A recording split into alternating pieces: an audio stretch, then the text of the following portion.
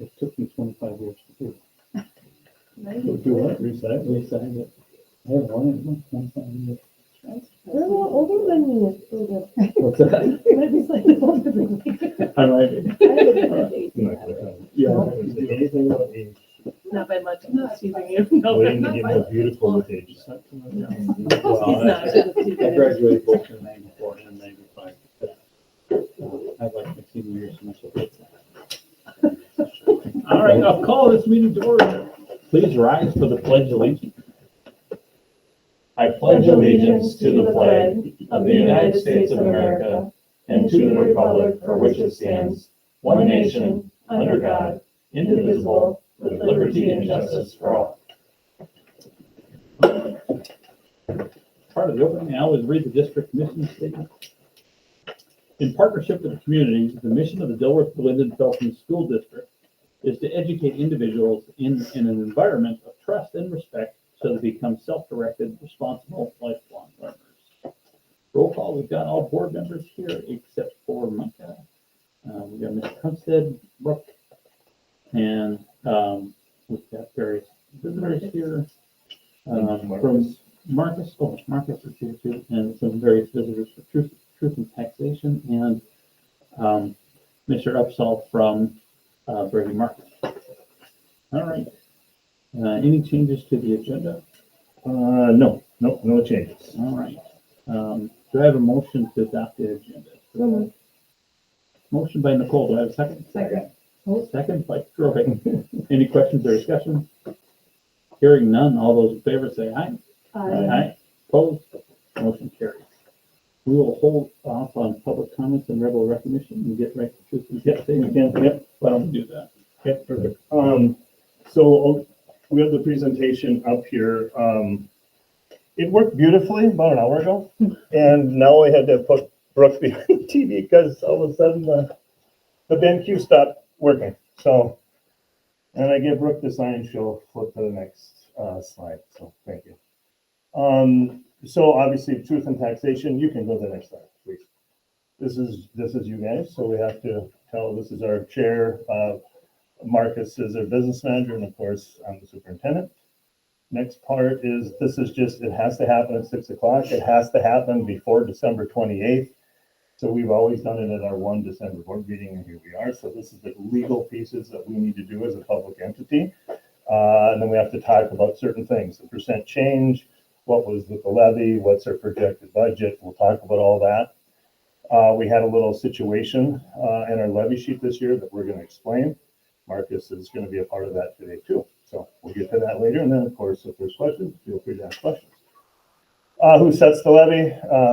First off, the state, they set our formula, right? So what is the percent of the formula then affects all taxpayers, whatever that might be, whatever that increase might be. The other part, and then career and tech ed is a part of that. There's operating capital. There's a lot of pieces to the levy sheets. And anybody ever wants to read the 41 pages of levy sheets, I'm more than happy to walk them through that. We'll talk about some of that tonight, just because there was a situation with our levy sheet this year. The other part is anything that's voter approved. So building bond, operating referendum that we went for and didn't pass, but those types of things also obviously affect the levy. Okay. Go ahead. These are slides you've seen before, but I just left them on here. It's just a reference, right? So as you look at this, and I'm sorry, guys, if you want to slide over to apologize, I'm kind of in your way, but this is the state funding for schools, is the dotted line. This is where we would have liked to have been if there would have been inflation tied to it. We've talked about this many times back in 2021 to the recent, or to this year. This is where we've slowly fallen farther and farther behind with the state spending. There's been some state funding for education, but not to the same level, right? So you guys know that. And this gap, even again this year, so this is the updated for 26. It grew again. So we can go to the next slide. And we talked about this too. This is our cities and counties. This is our public school systems. And this again is across the state of Minnesota. This isn't just specific to DGF. This is where I had a meeting today with the legislators from the West Central region, senators and representatives this afternoon. We talked a lot about cities and counties, what they're allowed to do and what schools aren't. And so that's why you see the disparity here between cities and counties and school systems.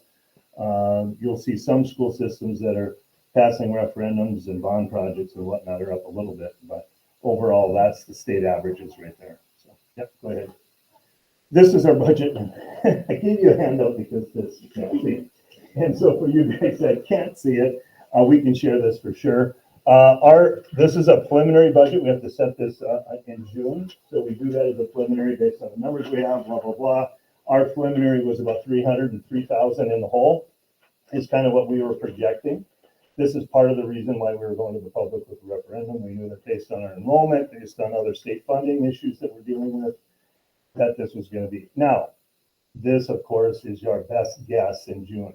Our official budget will go official in the end of January. And that'll be it'll be dialed in. So we know our pupil units, we know what the state did or didn't do.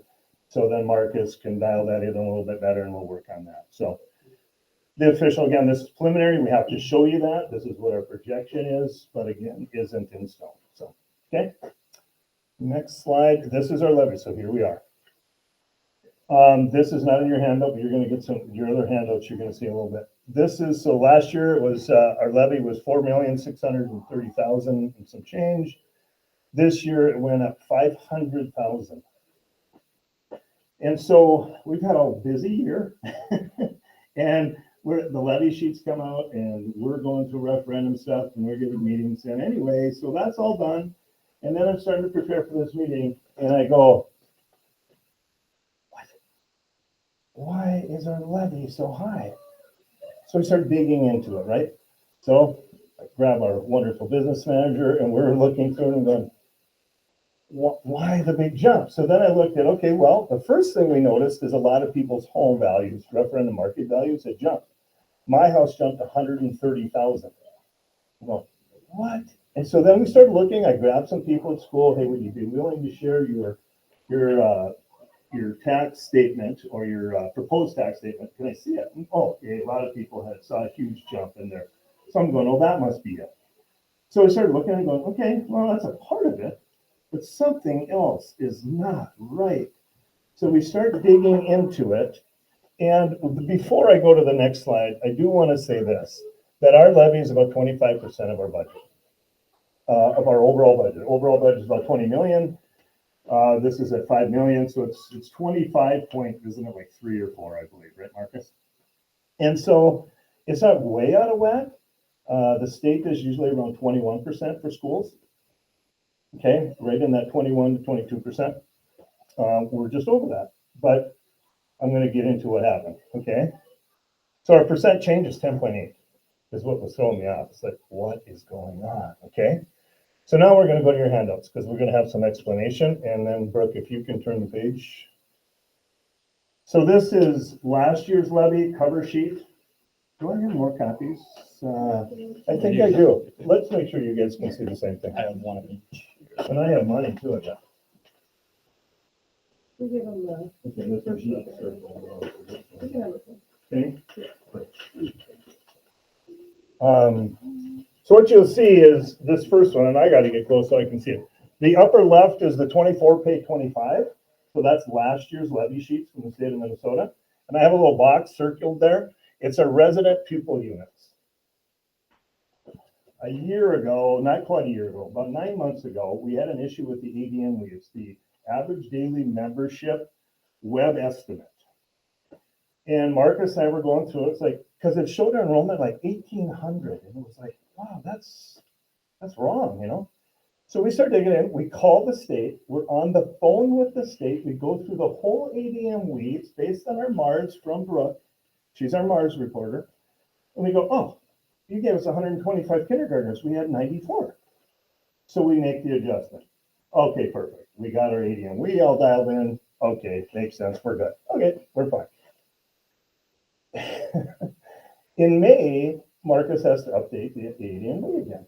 Okay, perfect. Yep, got the numbers. Okay, I get the levy sheet and I look. Yep, that's right. Good. It's down where it should be. The number's right. What I didn't look at is this highlighted area. So in 24, pay 25, the resident pupil units, just say it's pretty consistent, 1,414 back in 21, 22, and all the way through to 25, 26, 14, 19. Perfect, everything's steady. So this is last year's levy sheet. Everything looks great. Well, when Marcus updated the ADMWE, he gets the report from Mars report from Brooke, and our resident pupil units is 1,100. What is it on here? This is on the other one. So now if you look at the other sheet on the bottom right, in 25, 26, it's 1,184. Well, that's 200 and plus shorter than the 1,400. I'm like, going, what? So what happened in the ADMWE is we entered our resident pupil units that attend our school.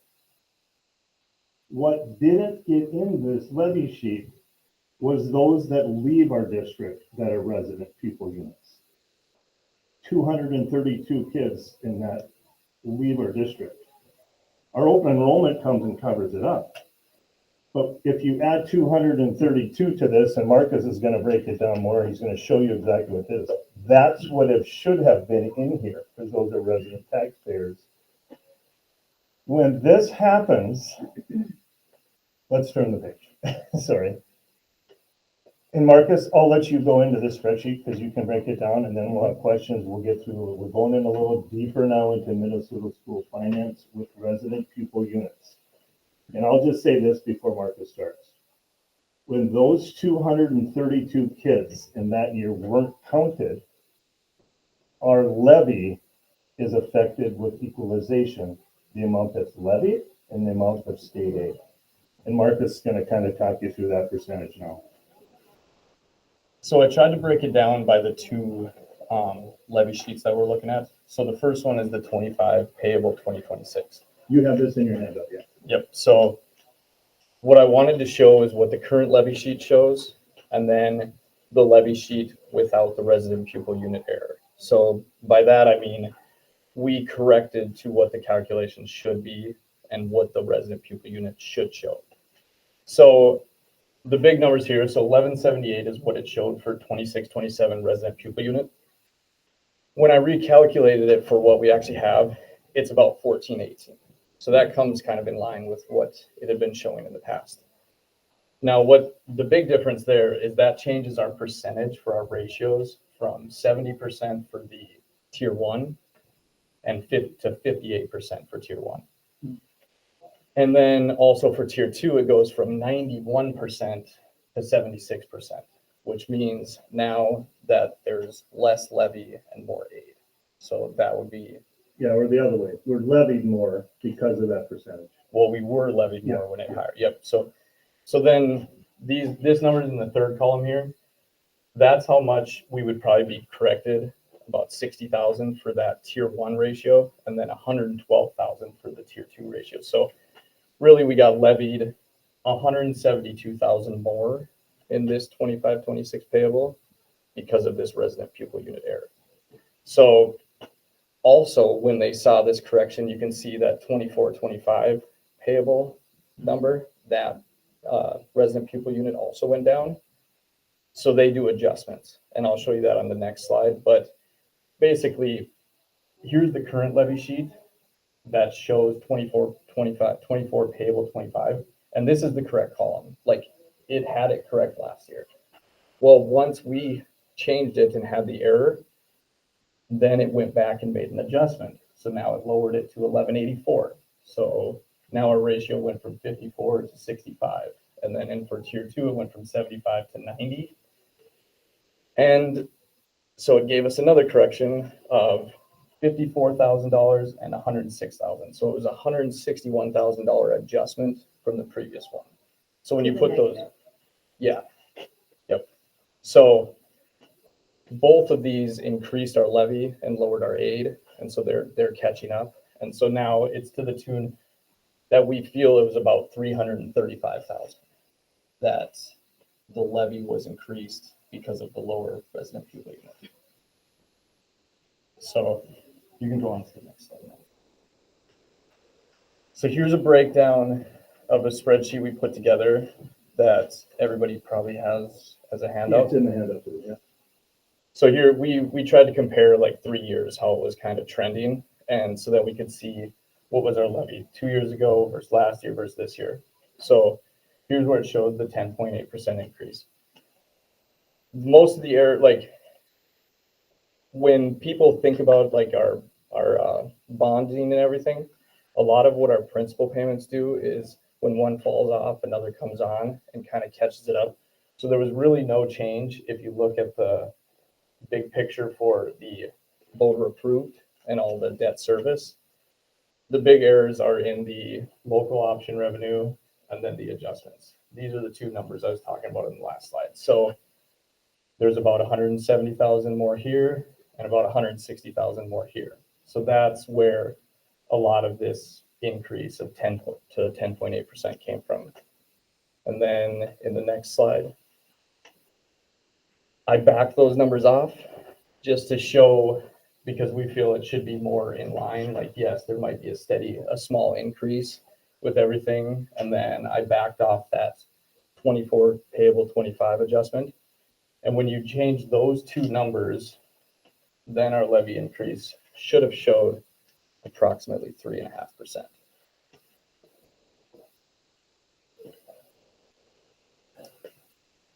Good news, which is not good right now, because people are getting levied this dollar amount. Just like they adjusted the one before, which hurt us to the tune of 170,000 or 60 some thousand. Next year's levy will be reduced by this 300 some thousand because they'll correct, because we've already corrected the ADM week. If they don't run your levy, the levy has to close in September, end of September. So they won't run it again to change the taxes because they got to start sending out the proposed tax statements to people in the community. So you can't change it now, because we went in and said, hey, we got to make this adjustment right now that we figured it out. We did, but it's too late for this year's tax. So they get taxed at a higher rate this year. But we know that it'll be corrected next year to the tune of over 300. We're thinking it's going to be north of 350,000 actually by the time it's all done. But to be conservative, it's in that 330-ish to whatever. It'll be something like that. Well, if you take that off, our levy should have gone up 3.5 instead of 10.8, which doesn't feel good for anybody. Thanks for the correction a year from now. That doesn't help me today, right? And so, yeah, anyway, a little frustrated with the state. I'm a little frustrated too that I didn't get into checking. I didn't see that because I was checking on the other number that was wrong with ADM week and going referendum and talking about all that. And so then when I started looking into it, yeah, So next year, I mean, it's quite possible we'll have actually a reduction. we could have a reduction next year. Yeah. Yeah, it's very possible. But yeah, here we are. Right. And so I mean, you want to talk about a perfect storm, right? So as your superintendent, I'm talking to the public about what we try to do, what we cut, what we're adjusting. And then you get whacked with a 10.8% increase and you go, what is he doing over there? So it's like, okay, what are we doing over here? So we're breaking it down like, what is going on? This should not be the case. We find this. Of course, it's the number is calculated against your referendum market value. So the other part, let's turn the page, that for us, our district, and we talked about this during a referendum, our district overall is poor in property values for referendum market value. So the Eggland's not included in that, right? Eggland is going through the roof. That's not good for everybody either, right? But it is what it is. But our referendum market value is that house in your 1 acre and everybody else's property. It's commercial, those types of things. And so our new number on our levy sheet was 617,000. If you remember during our presentations during the operating referendum that I was talking about, it was 480 something. And then I'm looking at this going, how can it jump like that? Well, here's why. It's that calculation.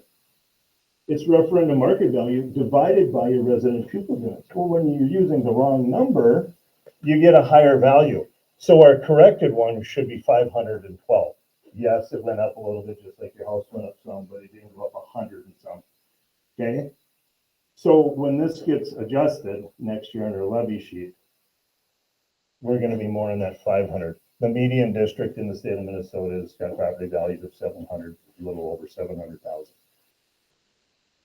Just want to make sure I showed this too, because this is one of the things that I talked a lot about in my presentation for the operating referendum. And I want people to understand that number is affected by the resident people unit, unfortunately. Okay. Next slide. And then this is just the wrap up, and then we'll have questions. And this is just about the referendum. We know this. We don't have one, which is fine. The median school does, to the tune of 513. 72% of the schools have one. This piece is just about state funding is just what it is. And so there will be in the future, as we ask our patrons for a local tax impact or not, depending on what the public wants to do. It is what it is. The state has, when I met with legislators today, we had 33 superintendents meet with our senators and representatives from the West Central region, which goes down to Alex and up to over here to Moorhead and DL. And they were just saying, don't expect anything. We're broke, and in 28, 29 in the tails, it's probably going to be worse. That was their message to us. Well, that's awesome. And in the meantime, we're going through this. So next slide, I think, is just questions. So there was a lot. There's a lot there. One thing I feel it's incumbent upon me, I have to have some public meetings about this 10.8%, I think, to some capacity. I'm considering putting a mailer out. And the only reason is I have to somehow inform our public of what happened there with this 10.8. It should be 7% less. It's not. Here's why. Good news is the state corrects itself, but we're going to be a year older before it corrects itself. And in the meantime, I don't know everybody's situation, but that's, I took some staff people that were willing to share with me because I wanted to see a Felton one. I wanted to see some Dilworth ones. I wanted to see country. I wanted to see city. And yep, if you look at it, and it's unfortunate because it's the increase says under voter approved. And this is where, like Marcus said, well, our bond payments are steady. I said, it's under that because the LOR is a board decision. We take the max at 724. We talked about that, lobbied with MSBA and MREA and all them to help increase that because you have that 300 and the 424, which adds 724. That's a board decision. So that's why it's called voter approved on a tax statement. So they're going, what did they do? We didn't vote yes, right? Well, what happened to the bond payment in the building? Oh, it went through the roof. No, as Marcus showed in that sheet, that's the bonding stayed the same. We didn't pass any referendum. It was this snafu with our resident people units. Questions? Yeah, it's I'm learning every complicated. day. What's I that? mean, it's complicated. Does it make sense to have? I mean, I don't know. understand. I mean, it's, Is less more? yeah, I don't know. But, and I guess I want to ask you guys, because you're the public and this is what we're here for. It's like, we got to answer to you, right? So thoughts, You questions? basically stepped right down what got me in this chair. Okay, My taxes, voter approved, went up yeah, when I don't remember a new referendum approving increase, right. right? And yet you saw that increase, or worse, yeah. But I'm going to tack on to it something you said before that. I had a heck of a time getting here tonight. Oh, to this meeting. Yes. Yeah. I got this nice little notice that says you got this meeting at 6 p.m. Okay, fine. It was on my tax statement, right? Oh, yeah. You know how hard it is on the Dilworth Linden Felton communication channel of anything to get any information? From Unless the school website you're talking, or just, or the what? school website, Miss Google, Mr. Bing, you name it, unless you're plugged into this community with the right people, you hear squat. I haven't been in this school since 1998. Things have changed a little bit. Just a little. If I'm remembering right, this used to be about the cafeteria. It was in 98. I was a teacher here, and this was the cafeteria. Yeah. Okay, that's what I'm saying is, Yeah. I have no reason to be involved in a school where you don't have children. Sure. all I get is tax statements. I get nothing from the school. I get less from my own township. Sure. Which is even scarier. But you have to find a way to get this out. And that's the challenge. It is, yeah. And so I'm gonna ask this question too. So we went for an operating referendum, right? And I had 4 public meetings.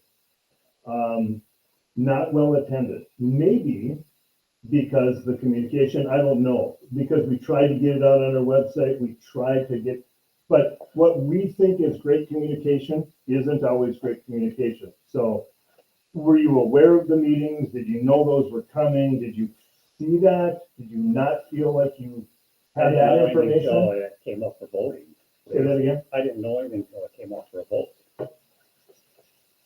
And then, then you started, and then, like, I didn't have any information on it, and I'm like, okay, we just passed a referendum a few years The ago, bonds for the building, yeah. and now you're asking even more money? Yeah. When we spent how much? Yep. And I know it's cut down from the first time and everything, but, Yep. but, it's just, Great we question. leave ourselves out, and don't understand, and you get the negative Yep. thinking of it, okay, why? And I've said this, I've been in education probably for too long, right? 34 years or whatever, but we feel we communicate well and we're trying to get it out, but it seems like we connect really well with, moms and dads maybe that have kids in our school. But there is a large group of people that vote or don't vote or whatever who don't have kids in school anymore, right? We gotta figure out a better way so what, in your opinion, and I'm all ears, how can we get that to you? Sure, we sent the mailer out though, we had to do that by law. Please Guess say what? that everybody Guess got what? that. Guess what? Yeah, Miller didn't tell me diddle squat other than you raising my tax. okay, it had a little breakdown, but didn't it have our meeting dates in there? I thought it did. If it had the meeting dates, I missed them. Okay, that's okay. And there was nothing else that got me the information. And what I'm saying with that is something, I was taught this about 15 years ago by my boss. If it don't fit on one screen, you're saying it the wrong way. I'm glad and willing to dig in and find out more.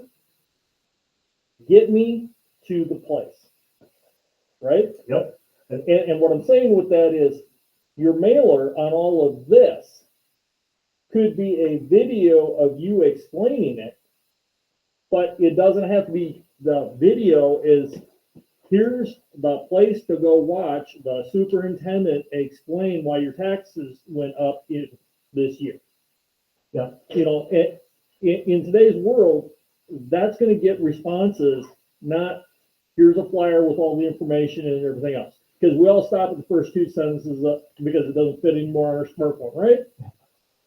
So I did have a video for the referendum, and, it's not everybody's, look at this, but we did have a video and we posted it on our website, which, again, if you don't know it's there, how do I go there? I get all that stuff too. So we did some of that. And that's kind of what I started this conversation with you guys when we started this presentation. Because of what happened with this levy this year, like I said, and I used the word in comment, it's important, it's very important for me to figure out how to get that message out, but how do I get it to you is, that was on the school YouTube, our board meetings are on the YouTube.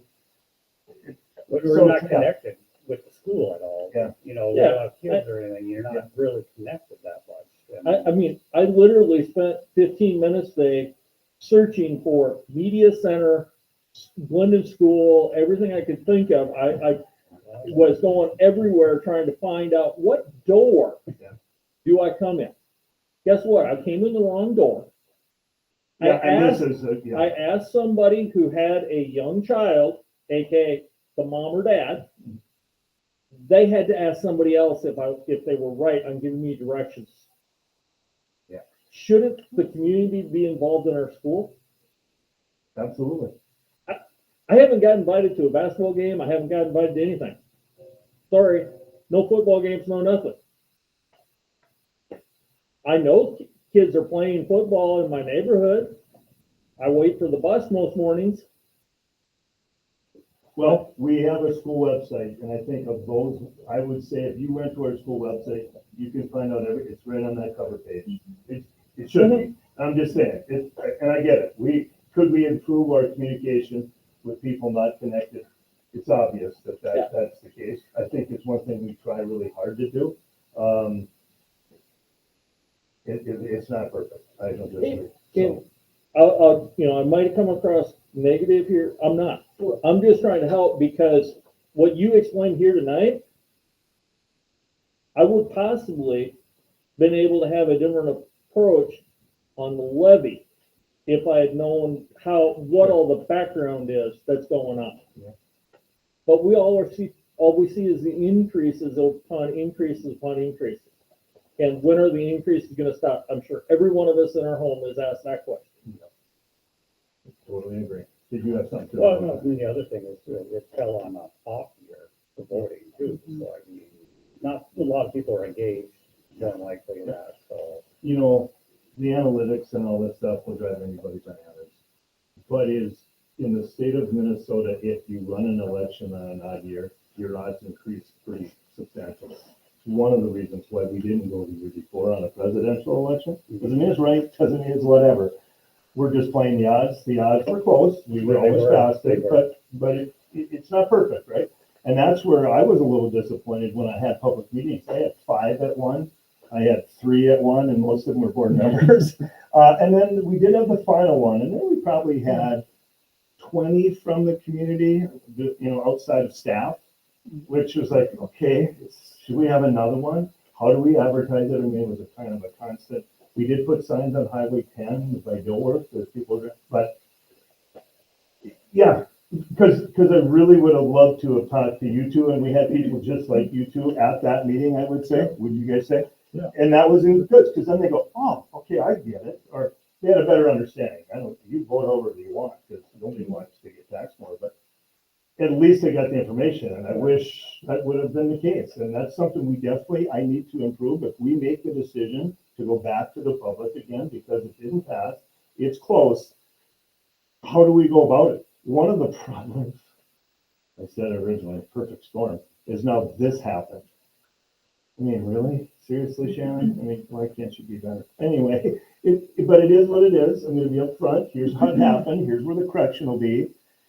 But I gotta get that out to everybody And somehow. I think that helps, by you stepping up and, say, hey, this is what happened, instead of trying to hide it or something, or not say anything about it. Right. Yep. No, I agree. Step up and Yeah, take no, ownership, basically. 100%. And ultimately, in this seat that I sit in, I'm in charge of Marcus, I'm in charge of Brooke, I'm in charge of everybody, and it's my responsibility. Because I should have caught it. I didn't catch it. And I should have, yeah. And so in the meantime, it's like, oh, how about 10.8% on your taxes? It's just, and what I don't like, just me personally, because I'm a taxpayer too, like anybody else, I don't like that it falls under voter approved. Because it isn't something you voted on. I guess the board voted to say, yes, we're gonna take all of that, 724, which we have since 2014. That's when it started. But that's where it falls, so, okay, I don't make the rules, so, but. And not that it's fun to come to my office, but my office, and I told everybody in every meeting, and I say it anywhere and everywhere, please just call me and, look at the website and go, what are you doing? Or what is the story? Or can I meet with you? My job is to serve the public and give you answers. And if I don't have them, I better go find them for you. That's my responsibility. And so, as you talk to neighbors and you talk to other people in the community, please share that. I need to be an open book because it's my job. So. Yeah, I wish I could have helped sooner. What's that? A lot of us didn't know that. We get frustrated because we can't find it and we don't know who to ask. Yep, that's fair. Yep. Not that this is somebody you want to talk to all the time, but I am your guy. If you ever have a question or whatever, please reach out. Yep. So thank you for attending, because this is also a part. I said today to these guys, I hope the place is packed, and then we're in this different room tonight. We're not in our normal board meeting room, so yeah, finding it, good luck. I appreciate you saying that too, but I want it to be packed tonight, so I can have a message that people go, oh, okay, that makes sense. At least I understand it. It doesn't feel good, but at least I can understand what happened there. So anyway. Okay, anything else from anybody else? And Brooke, you don't have to sit back there anymore, so thank you. Appreciate that. So if you want to switch it back. And then Brian, I think is next. Yeah, we'll go, public comment and rebel recognition. Oh, we do have something. Yeah. Rebel recognition. Yeah, we don't have public comments, but rebel recognition.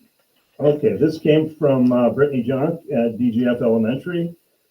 She sent it this afternoon saying, hey, I want to do a shout out to Brian Jorgensen, Alex Mather, and Ryan Butcher. They helped decorate the Rebel Road in the elementary and made it look very festive for our students. I'm so appreciative of them.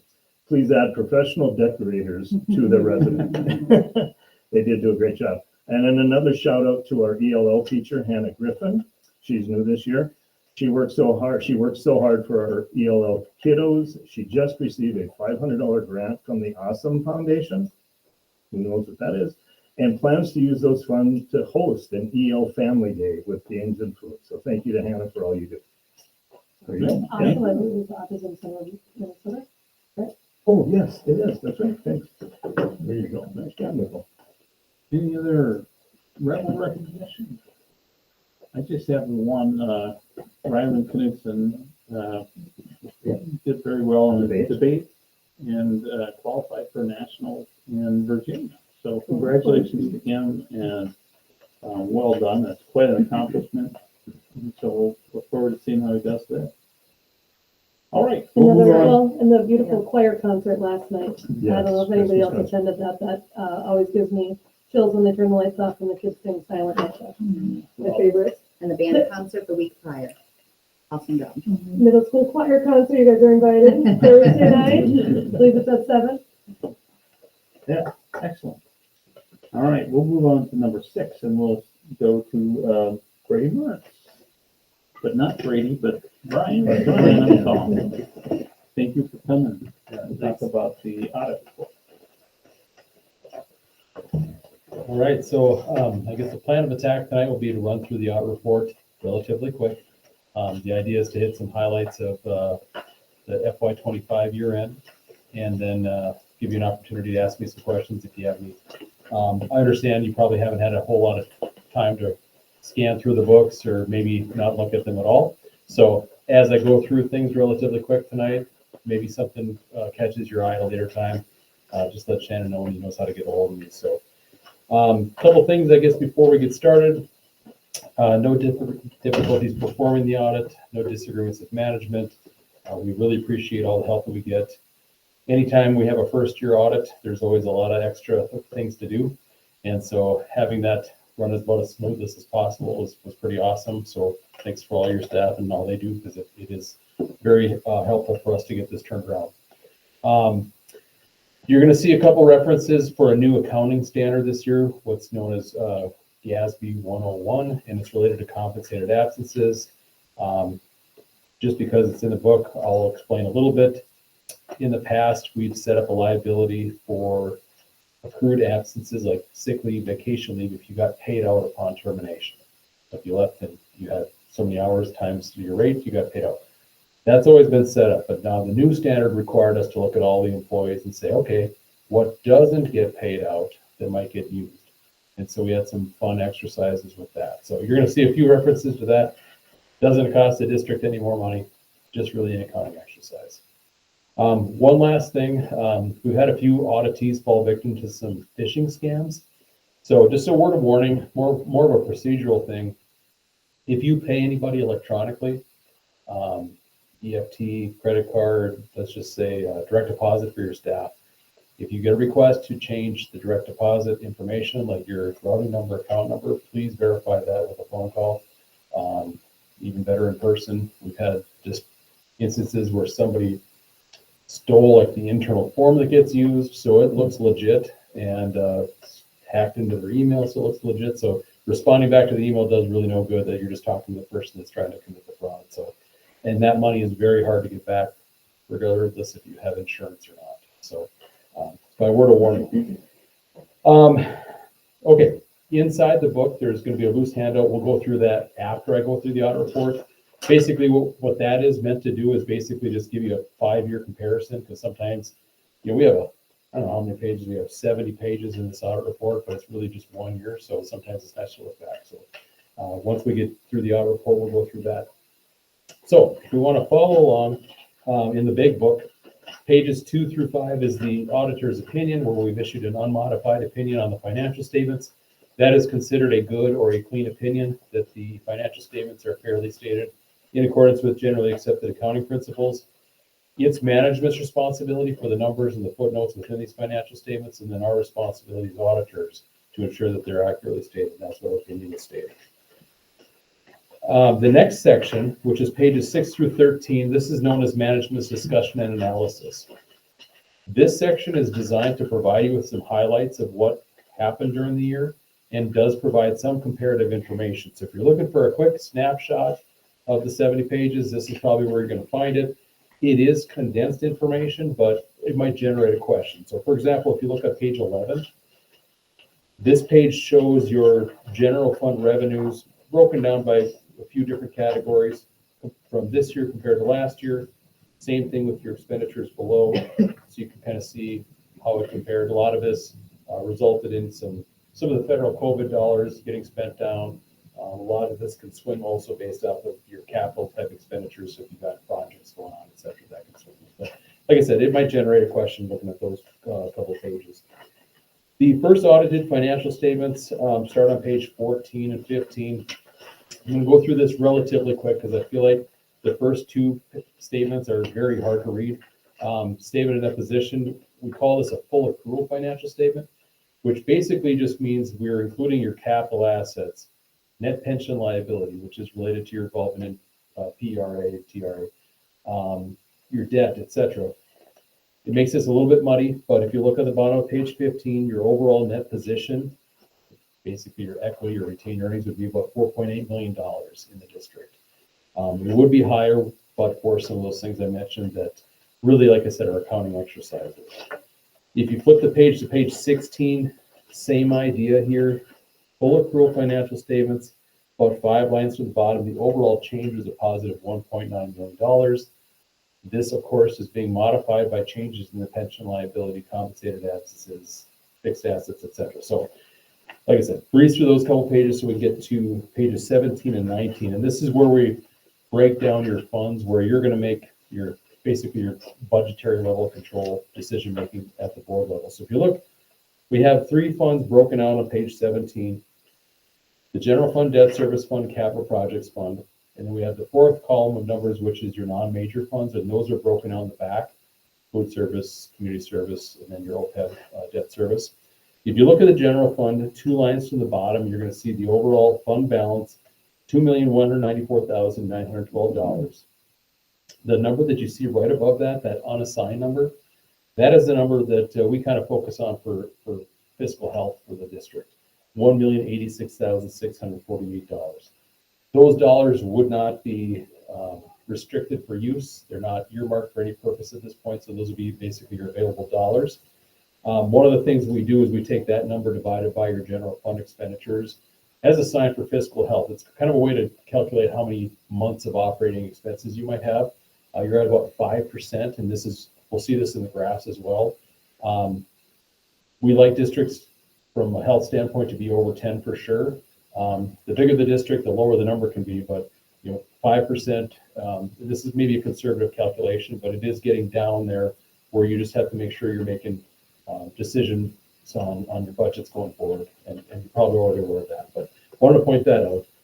The other thing to keep in mind is the capital projects fund also has a large deficit, about $1.3 million. And so at some point that will need to be made whole, because really it's borrowing money from somewhere else up until that fund gets closed out. So we'll see on the next page kind of what happened here during the current year.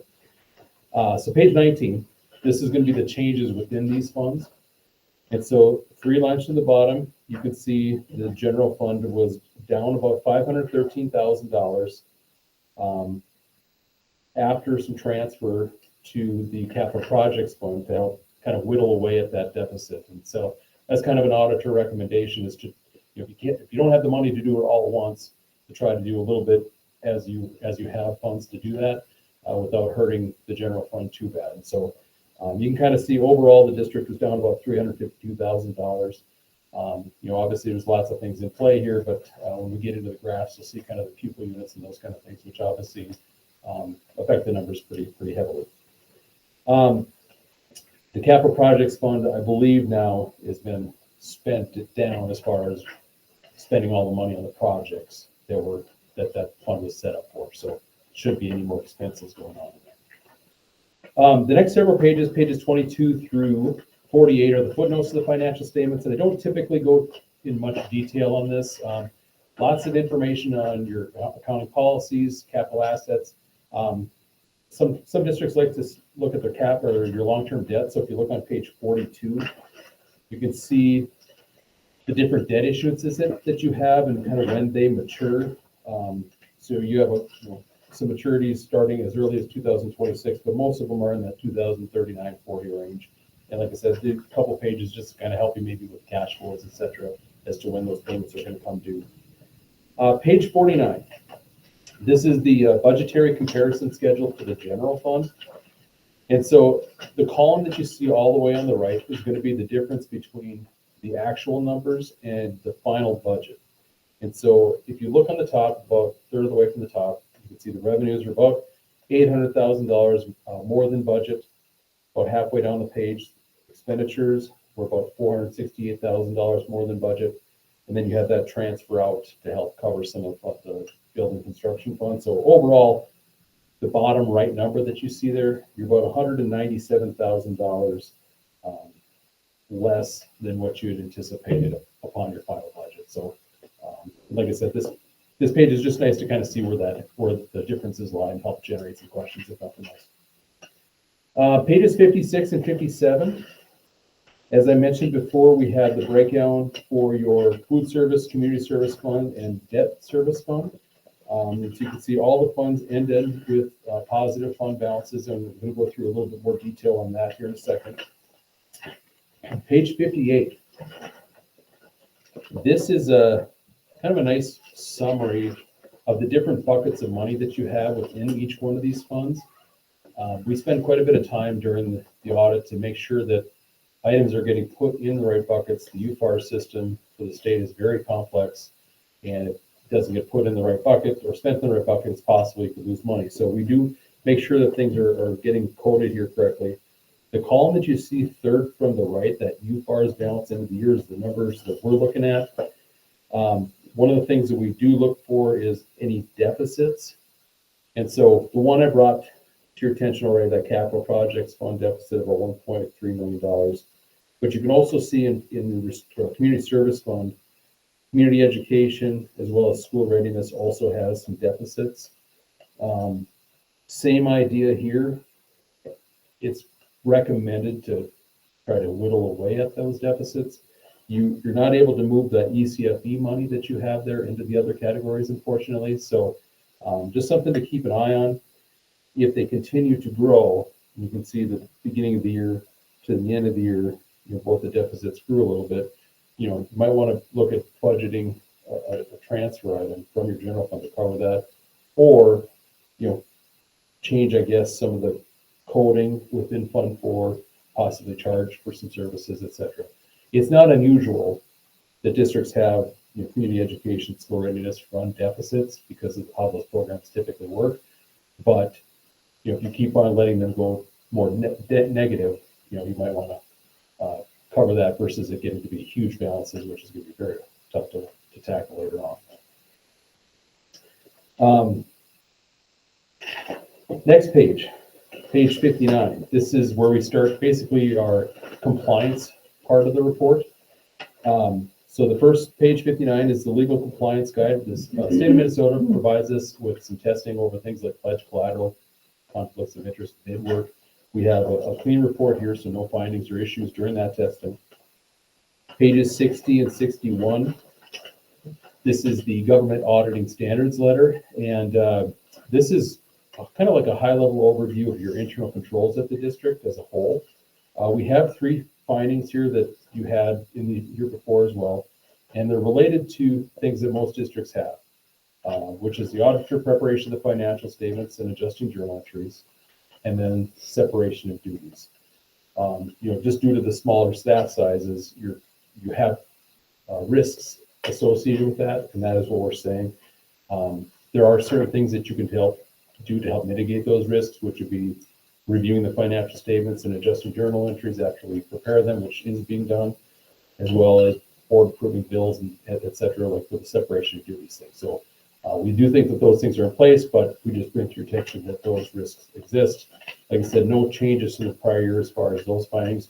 We did clear a couple other findings that you had last year related to some student activity funds and some federal dollars that got cleaned up in the current year as well.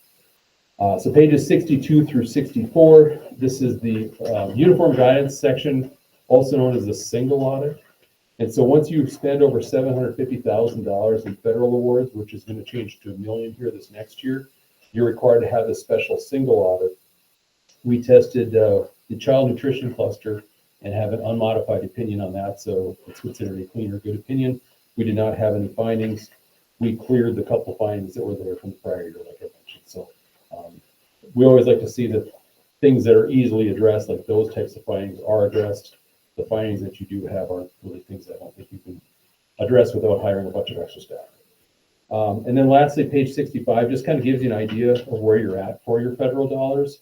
A little bit over $1 million, so it's possible going forward you won't have to have this special single audit. Make your report a few less pages, a little less work, a little less audit costs, etc. So probably going to be dancing back and forth with that, but it does change to $1 million, so you might fall into that depending on what programs you have going on. So that was the audit report very quickly, and I think maybe I'll run through the graphs real quick and then open it up for questions. And so as we go through the graphs, like I said, all these are intended to do is just provide you with another way to look at the items. The first one is your ADM served. You can see 5 years ago about 1570, as high as 1575 last year, or FY24, and down to 1536 in FY25. Obviously, that's a big generator of the dollars that you're going to receive from the state, etc. Then the next page is going to be starting to look at that unassigned fund balance in the general fund. Like I said, was down as low as 527,000 in FY22, kind of bounced back and then back down a little bit this year. And then that bottom graph there, you can kind of see our target area. We just kind of circle that 10 to 15% is something to certainly shoot for. As low as 3%, down up to 7, down to 5. So just something to certainly keep an eye on. And then the last page is just your food service and community service funds as a whole. So food service was up about $98,000. This kind of bounces a lot based off of student counts as well as costs for food, etc. And then that community service fund overall was up $34,000, which has been pretty consistent the last 3 years. So be happy to open it up for any questions or comments. I know it's a lot to go through. I don't expect that everybody's experts now with the audit report, but feel free to read through this at your leisure. Well, one of the things you guys know, we've talked about it a lot. Our community service funds, so you saw, Brian's right, we have a deficit of 280,000 in the one, but we have 480,000 in ECLP. So it's hard for me to go, okay, so then you look at community services, oh, we're up. But we have that deficit in that one piece of school readiness that you can't shift because the state won't let us. It's all under Fund 4, and yet they won't let us shift it. Okay, but anyway, and that's a state issue, right? And then we talk about food service. So again, meeting with legislators again today. We don't need $700,000 in our food service. We don't need to go up another 100,000 in food service. Last year we went up 234,000 in food service. Allow us to use some of those dollars to educate kids. And that's what we're working with legislators on, is some freedom. They were more receptive today than I've ever heard them because they're broke. So they're saying, well, one way we can save or help the public schools to maybe give them some freedoms, and whatever that looks like, we'll see, but the other thing you'll see is we were able to buy down Fund 6. And that was kind of one of the goals that we wanted to accomplish, and that's why you see our overall budget $1 million, just over $1 million. But we're also able to make a significant payment towards Fund 6, which we needed to do. Out of curiosity, how much does the audit cost the district? I want to say 19, but it was more than I that. think with the single audit, which is, like I said, an extra piece, I'm guessing it's probably around 25. Yeah, I think it approaches 30-ish or so. But that's something we looked at and, we look at every few years and stuff as well. I'll say this one was less expensive than the past. I'll say it that way. But there were also some things you're required to do, and Yeah, no, I mean, it's, like I said, with the first year audit, I think it went well. I mean, we obviously had some familiarity with Marcus, but and Shannon worked with him before, so no, it went very well. We appreciate the help. Sorry, one more dumb question. The first year audit means it's the first year you did our audit. Yeah, sorry. That's okay. I should emphasize that. This is not the first year you've ever been on. First year we were Thank you. involved in the audit process. Gotcha. Not the first year you've done an audit either. Correct. I've been to several of these. I don't know how long Ide Bailey was audited prior, but I don't remember. I mean, when I was with Ide Bailey, I was auditing GPS. It's been a long time since somebody else audited. thank you, Brian. Yeah, and I should mention too, because you mentioned something about switching the categories, like within food service, Yeah. using that for educating districts. During the year of COVID, there was a 2-year period. They where did allow that. that. Yes. So there is some precedence now that maybe is making that easier. We've reminded them of that for the last 2 years, and they kind of say, well, thanks for the reminder, but no flexibility. But they did, you're right, thank you for saying it, Brian, because during COVID, they did allow some flexibility in how you can transfer funds within a school district, so. And lastly, I should probably mention this, I've got a nephew in the district, so hopefully he's not a trouble. We'll talk about that later. No. Fair enough, I know we play football. Yeah, thanks, Brian, you. appreciate it. Ryan. All right, we'll go on to 6.3, business manager report. Okay, thanks for having me again. Not too much going on here this last month. I mean, as far as the basics of, there's not too much to discuss on the November financials. The board bills have been pretty standard as far as that. On payroll, nothing unusual there. Now it's kind of just falling in line. It's going to be consistent month over month right now. And then if you look at the November summary, the revenues and expenditures, it was almost a, balanced month. So, and then our cash is in good shape. I will note that the bottom 3 lines of the cash balance is going to go away here this month because there's going to be some old bonds, 2010 bonds that are getting paid off. And so those are just kind of some sinking funds that hold that. So those will be used here in the next several days to pay down that bond that we've been. And so that's no longer being. That was you saw in the audit too, it was the 2026 payoff, and that is the 2010 that Marcus is referring to. Yep. So The bottom 3, the operating and the 2 sinking funds, or? yes, they just will get combined to cover the cost and of the principal and interest of my payment. I guess, are there any questions on this? There's not too much there. But... And we can go on to the budget to actual. Again, there was November's kind of a month where it's just business as usual. Everything kind of falls into place, and I would say last month we were probably trending at 1.2% better than the budget. Now we're about 0.8%, so it's catching up a little bit. But again, this is the preliminary budget, so as we look at the final budget, this will adjust here in the next month or so when we get those final numbers, but as of now, we're trending a little better on that side. Revenues show a little lower percentage than what we usually have here, but there was some recent payments that came through from our cooperative that were from 2025. So in December, you will see those revenues catch up. But the reason it's showing a lower number is because the revenues had to be put into the 2025 budget and then reversed out in July. So it's kind of just an accounting situation and timing, but you'll see in December that those revenues will show up again because the checks were received, and so they'll account for as revenues again. So, and then as far as, the construction budget, that's just an ongoing status of how our, what Brian had talked about of how much we owe to Fund 6. So, and that's just kind of keeping everything up to date for you guys. Any questions? Thank you, Marcus. Yeah, thank you. Thanks, Marcus. All right, we'll go on to 6.4, Board Committee Reports, Personnel Committee. We met, seems like a very long time ago. We did actually have notes that are in the shared drive.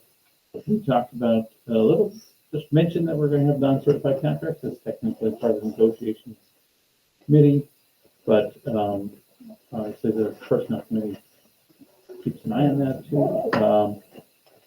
We talked a little bit about Minnesota paid leave, and one item the district has to consider is how they're going to address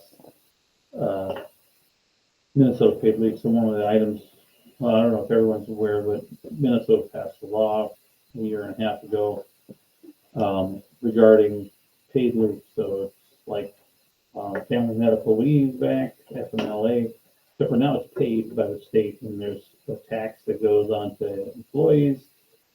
Half is paid by the employee, half is paid by the employer, and it pays a certain percentage of your income when you go on leave.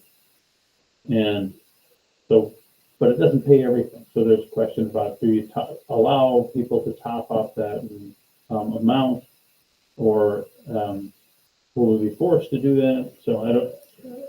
Well, I can give an update on that. Yeah, it's So, been a while, so. Yep.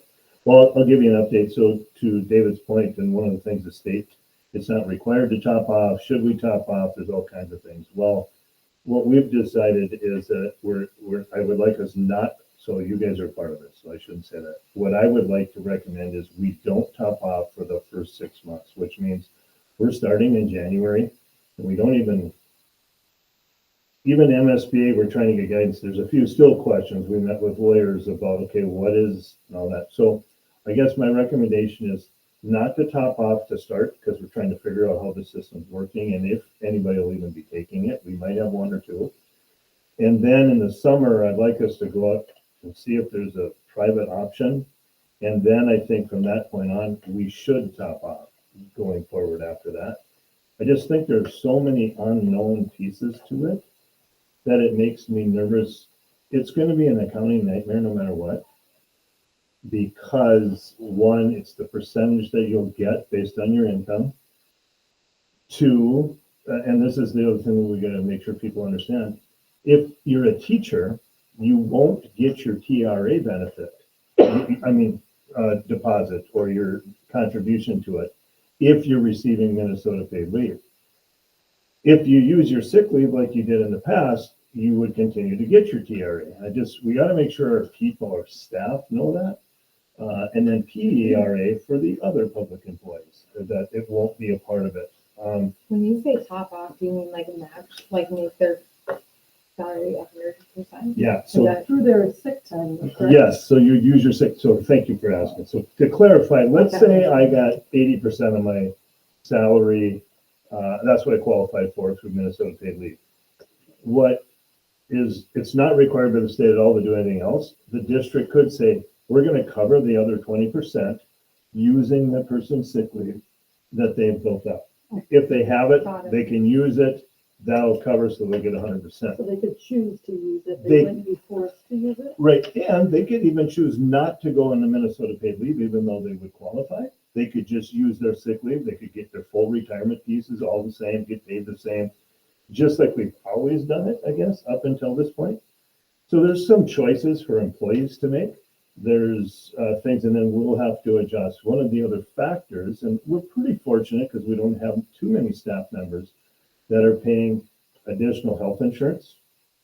But if you're on a family health care plan, you for sure owe the district money still out of your check. Well, if you're not getting your full check, then do we bill them? It's every person is gonna be different based on income, based on benefits, based on, but they will get their benefits still. They still stay on the benefit.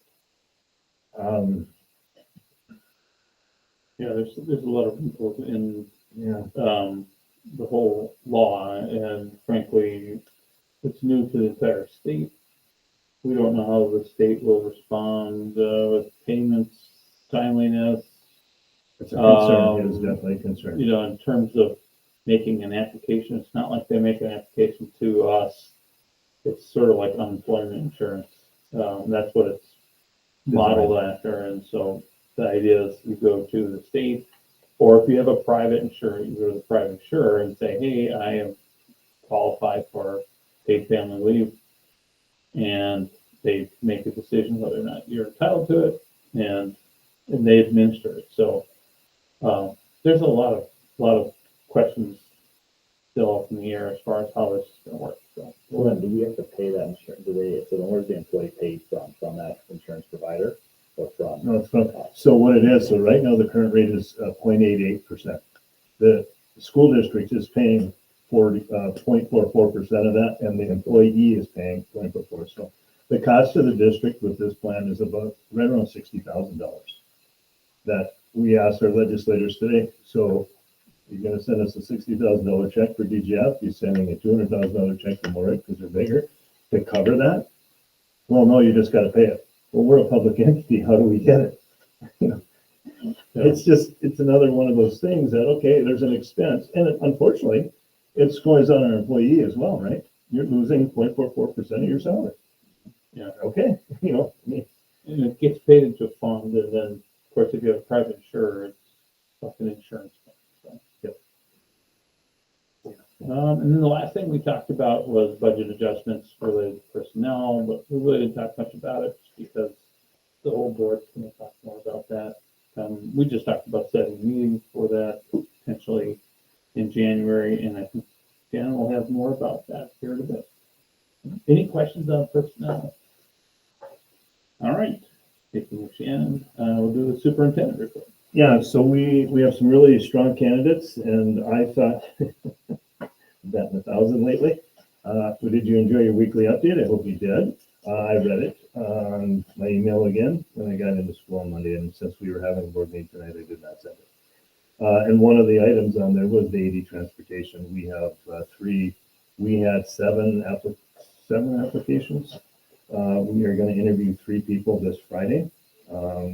Very, very happy with the choices we're going to have, and so I can get you more information on that too. So good news, we're going to interview Friday at 1, 2, and 3 o'clock in the afternoon.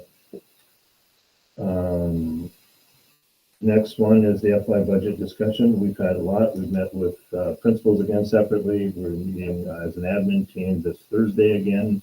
We've reviewed this multiple times. The principals now, we're having a little bit of staff transfer situation. So if we cut this or that, people with an elementary license and then a middle school license, and the elementary person can go up to 6th grade. So they're having some final negotiations between principals. They're going to make a recommendation to me. And that'll be done. I want that before Christmas. And then we're going to meet again on January 7th as a principal group to finalize it. And then with the director group, I want to say the 9th. My days could be off. Anyway, early January before we meet with you guys. So this is kind of our final recommendations from the principals and directors. We're going to have a discussion. They'll be at the meetings too, that work session meeting with you guys. So we can ask questions and questions. If we feel good about it that day when we leave before the board meeting, great. If we don't, we can have a second one, then we're hoping before the next January meeting. So if we say, I don't feel comfortable, I think I have some more questions, that's fine, we get it. And then we can meet again. It's kind of that process that we're working through. And so, yeah, we'll save, I guess, more discussion for that then. Work session, and that's the work session, so it kind of segued right into that, I guess. So that's the January 12th with you guys again. I'm sorry, 3:30 to 5:30, I think, because it's going to be before our board meeting. Brooke, I know you're hiding behind the TV. Is that? Yep. We have other issues with location again because of all of our activities going on. Is that here or is that down in the community room? I believe it's in the conference room, but I will verify. In the high school conference room? Well, I have the community room. Oh, you do? Okay, okay. We'll be down in the community room, so our normal meeting space. Okay. Thank you, appreciate that. Questions for me?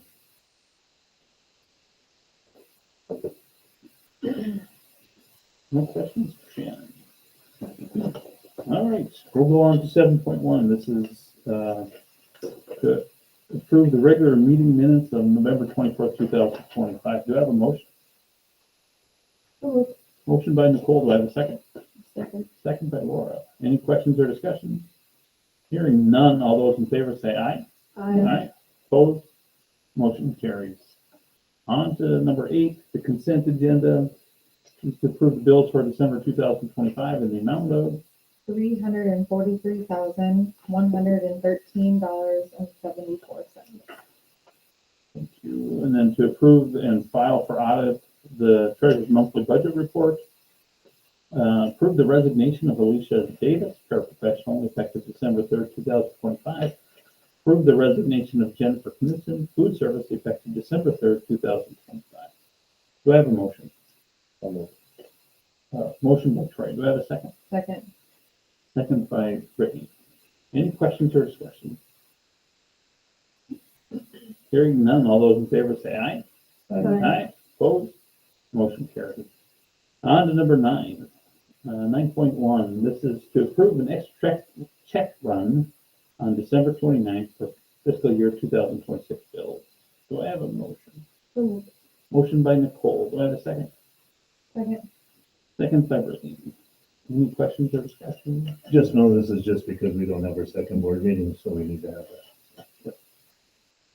Any other questions? Hearing none, all those in favor say aye. Aye. Opposed? Motion carries.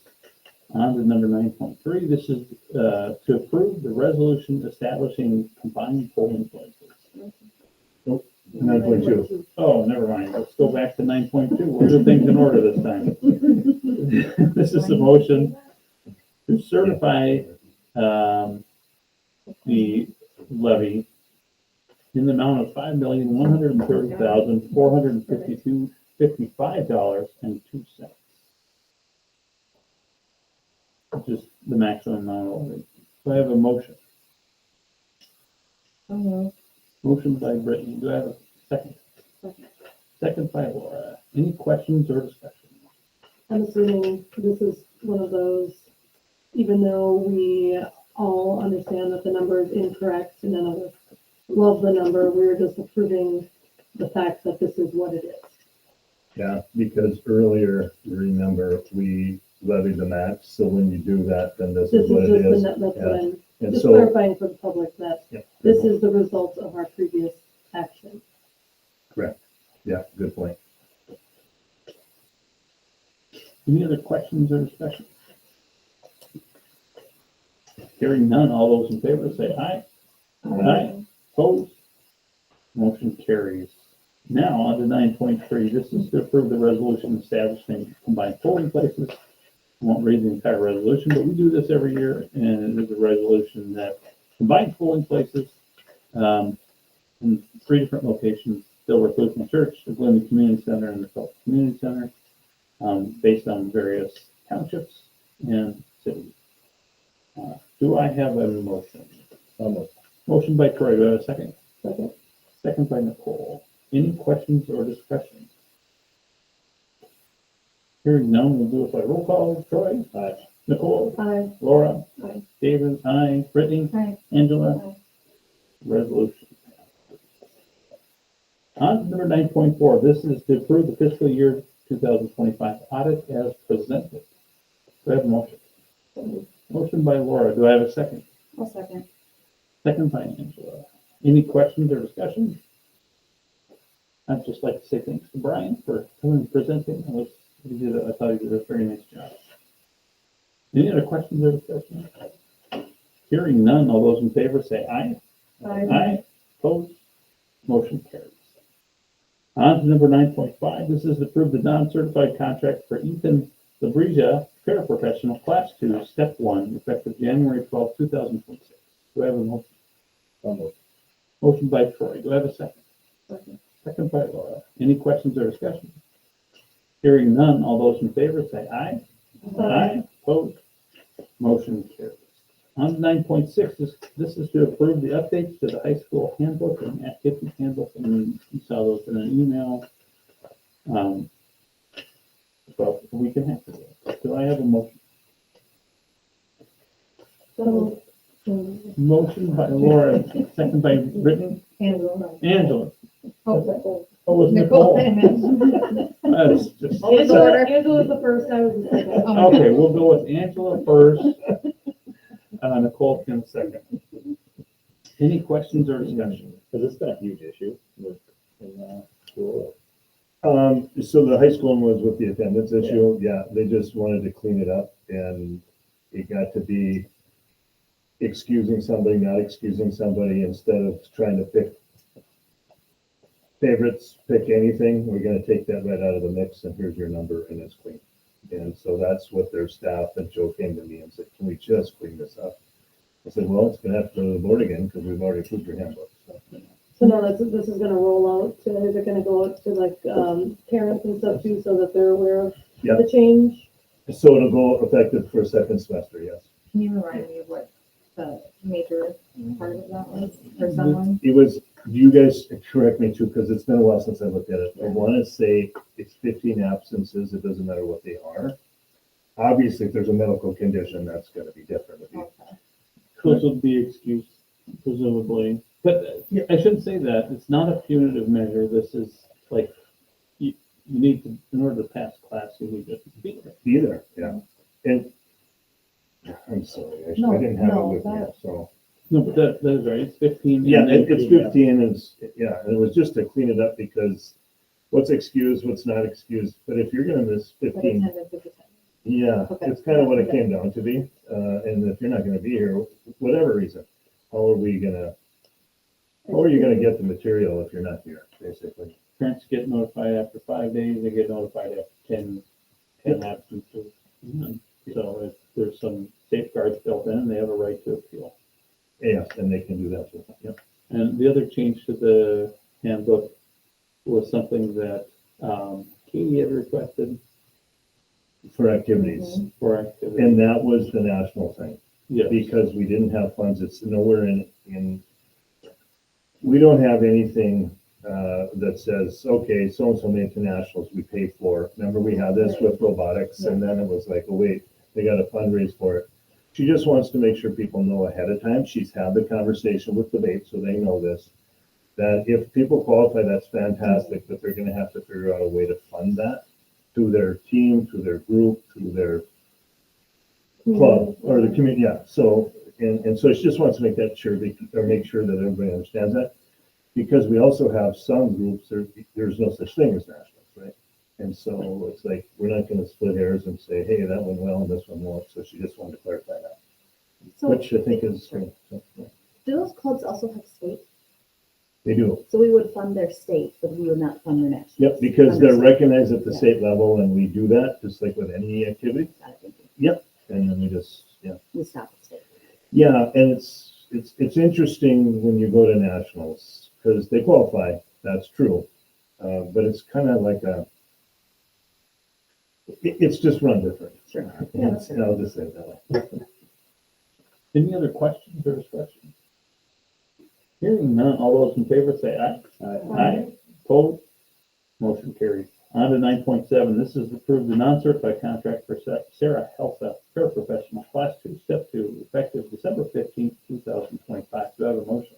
So, Motion by Laura, second. second by Nicole. Any questions or discussion? Hearing none, all those in favor say aye. Aye. Aye, opposed, motion carries. 9.8, this is to approve the non-certified contract for Brant Munson, paraprofessional, class 2, step 10, effective January 5th, 2026. Do I have a motion? Almost. Motion by Troy, do I have a second? Second. Second by Brittany. Any questions or discussion? Hearing none, all those in favor say aye. Aye, opposed, motion carries. 9.9, this is approve the non-certified contract for Tom Johnson, paraprofessional, class 2, step 10, effective January 5th, 2026. Do I have a motion? Motion by Laura, do I have a second? Second. Second by Troy. Any questions or discussion? Hearing none, all those in favor say aye. Aye, opposed, motion carries. 10.1, board work session will be on Monday, January 12th, 2026 at 3:30 PM in the DGF community room. 10.2, the next board meeting will be Monday, January 12th, 2006 at 6 PM in the DGF community room here in Clinton. And 10.3, the policies committee meeting will follow the school board meeting on January 12th in the same site of the community room. On to number 11, this is to adjourn the regular meeting of the DGF school board. Do I have a motion? So moved. Motion by Nicole, do I have a second? Second. Second by Troy. Any questions or discussion? Hearing none, all those in favor say aye. Aye. Aye, opposed, motion carries. Meeting is adjourned.